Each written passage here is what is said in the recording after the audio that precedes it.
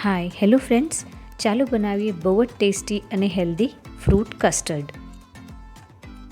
ચાલો રેસીપી શરૂ કરીએ. અહીંયા એક પેન ગરમ કરવા મૂક્યું છે અને એમાં 1.5 લીટર જેટલું હું દૂધ નાખું છું. તો આપણે રેગ્યુલર જે રોજે દૂધ યુઝ કરતા હોઈએ એ જ દૂધ છે અને દૂધને થોડુંક ગરમ કરવાનું છે. એક બોઇલ આવે ત્યાં તક એને ગરમ કરી લઈશું.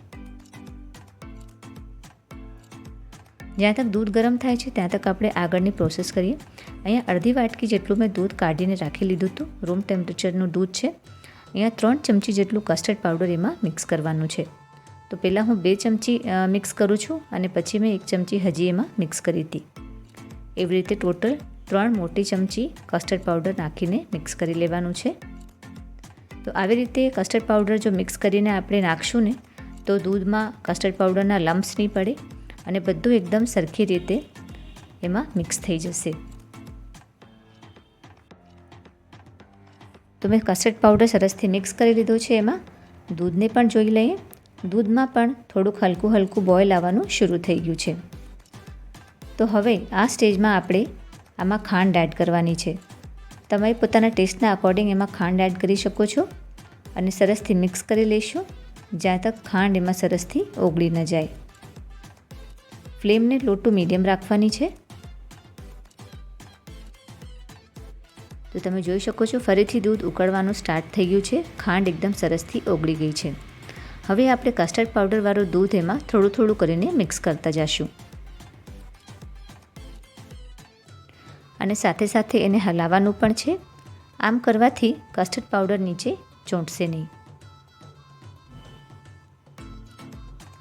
બધું જ દૂધ મેં એમાં મિક્સ કરી દીધું છે અને હવે આને એટલીસ્ટ 10 મિનિટ તક સરસથી ઉકાળવાનું છે. કન્ટિન્યુઅસ હલાવતા રહેવાનું છે એને. તો અહીંયા તમે જોઈ શકો છો કે જેમ જેમ દૂધ ઉકળે છે એમ ઘાટું થતું જાય છે. કન્સિસ્ટન્સી તમે જોઈ શકો છો.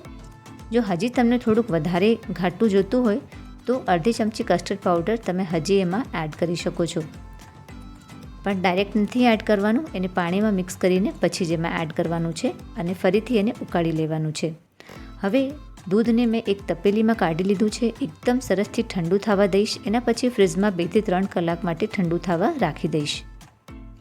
કસ્ટર્ડમાં ફ્રૂટ્સ એડ કરવા માટે એપલ છે, ચીકુ છે, કેળા, કાળી દ્રાક્ષ, ગ્રીન દ્રાક્ષ અને દાડમના બી મેં કાઢીને રાખી લીધું છે.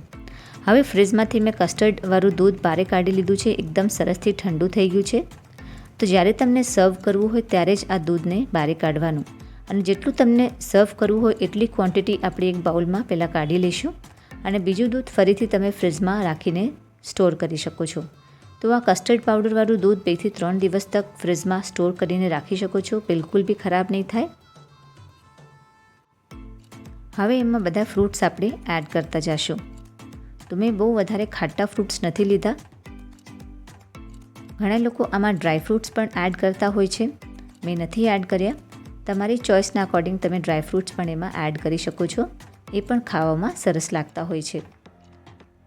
તો જોયું ફ્રેન્ડ્સ, એકદમ હેલ્ધી અને ટેસ્ટી ડેઝર્ટ આપણું બનીને રેડી થઈ ગયું છે.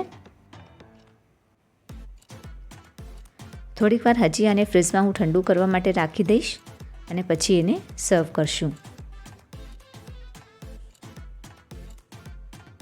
તો એકદમ સરસ ચિલ્ડ અને ઠંડુ ઠંડુ ફ્રૂટ કસ્ટર્ડ હું સર્વ કરું છું. તમે ગ્લાસમાં અથવા તો બાઉલમાં સર્વ કરી શકો છો.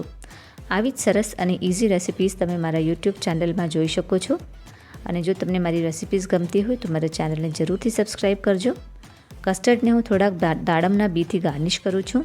હું ભાવના ફરીથી મળીશ તમને નેક્સ્ટ વિડીયોમાં એક સરસ મજાની હેલ્ધી રેસિપી સાથે. Thanks for watching.